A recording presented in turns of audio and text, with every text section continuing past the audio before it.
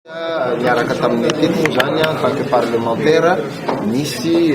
zareo avy ao Sénat dia misy koa zany zareo solitena avy any amin'ny fanjakana mpanatanteraka, misy solitena avy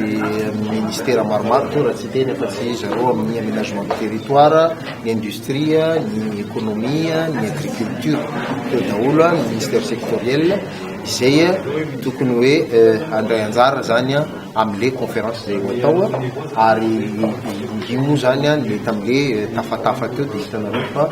misy zany le fahavononana avy any amin'ny gouvernement avy aty amin'ny parlement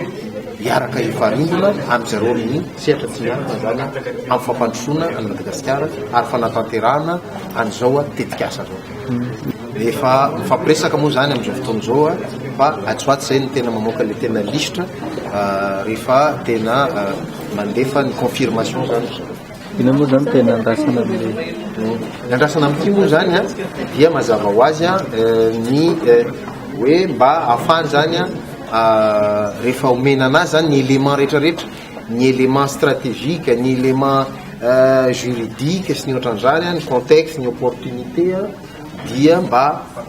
na izy manomboka avy de eo no mandray